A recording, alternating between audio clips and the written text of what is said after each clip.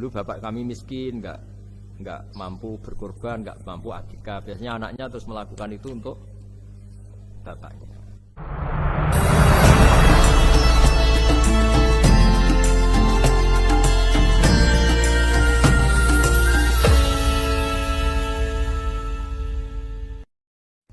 Memang Islam mulai dulu itu membolehkan orang amal untuk orang lain.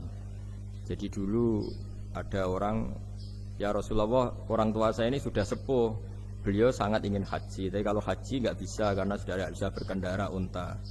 Kata Nabi, ya sudah kamu saja yang haji sebagai ganti bapak kamu. Sehingga idza mata ibnu Adam in qata amalu itu termasuk anak yang soleh, sodako dan apa. Memang mulai dulu Islam itu ada beberapa hal yang amal itu bisa diamali pada orang lain. Awaladin sholihin yatullah, terus adalah beberapa. Nah korban juga gitu. Biasanya anak-anak yang soleh itu perasaannya dulu bapak kami miskin, nggak mampu berkorban, nggak mampu akikah. Biasanya anaknya terus melakukan itu untuk bapaknya. Nah memang jadi perdebatan ulama, apakah kemudian mayit ini dapat pahalanya enggak? Jawabannya gini, kalau mayit itu orang soleh dapat. Kalau nggak soleh itu kemungkinan dapat kecil. Misalnya gini, ada mayit yang zaman hidup itu antipati ngamal. Kok enak, duitku sing ilang wong liya nyate gitu.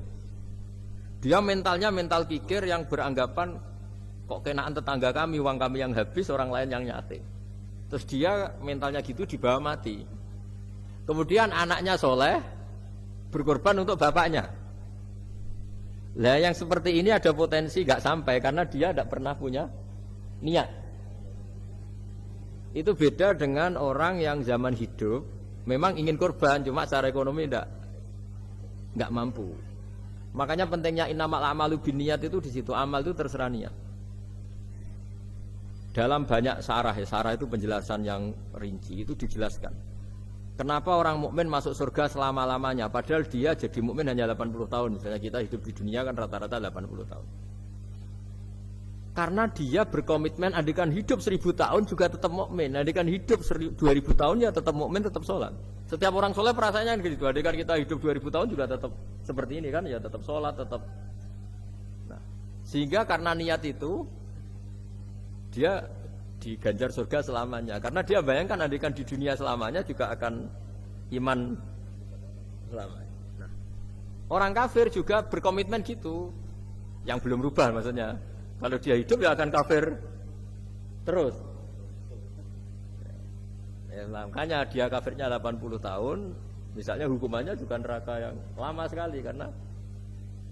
Nah kira-kira itulah. Makanya kalau mayit tidak soleh ini kita yang sebagai ulama berdebat karena tadi. Itu kan ibarat gini, ada mayit sama sekali nggak pernah sholat, bahkan dulu itu mengkritik orang sholat. Terus dia mati. Anaknya jadi orang soleh sering tanya saya, Gus, sholatnya bapakku tak kodoin ndak? Wong era sholat kodoin ya tak kuati kan? Beda dengan misalnya kita punya bapak soleh, misalnya terus pas beliau koma, ya misalnya ini koma 2 hari kan keluarganya kalau kodoin kan paling 2 hari pas koma. Lah ini orang nggak sholat mulai kecil sampai tua sampai mati. Anaknya soleh tersiksa, anak saya tak kodoin. Lah bapakmu sholat boten. Wah ya kesel gue. Sudah kesel, orang ini tidak pernah berkeinginan sholat.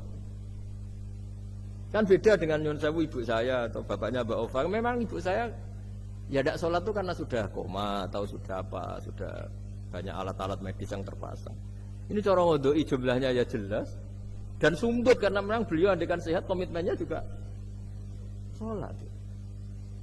Nah ini yang orang kadang salah kaprah, bisa enggak amal sampai mayit? Sebetulnya di dunia ulama perdebatannya bukan masalah sampai tidaknya, mayitnya ini siapa? Gitu. Kalau mayit ini soleh jelas, dawe Nabi man sana sunatan hasanatan falahu ajruha wa ajru man amila biha ila yaumil qiyamah. Orang baik kemudian mengajarkan kebaikan pasti dia dapat investasi kebaikan itu. Dan siapapun yang meniru dia dapat sahamnya. Itu enggak ada perbedaan antara NU, Muhammadiyah, Wahabi, semuanya sama. Yang debat itu yang nggak paham, tak jamin itu yang debat itu yang nggak paham. Wong hadisnya jelas sokeh apa? Siapa yang mensyariatkan kebaikan, kemudian kebaikan itu ditiru oleh orang setelahnya, maka dia akan dapat kebaikan itu dan kebaikannya orang yang meniru itu. Itu kan hadis, semoga nggak ada perdebatan sama sekali.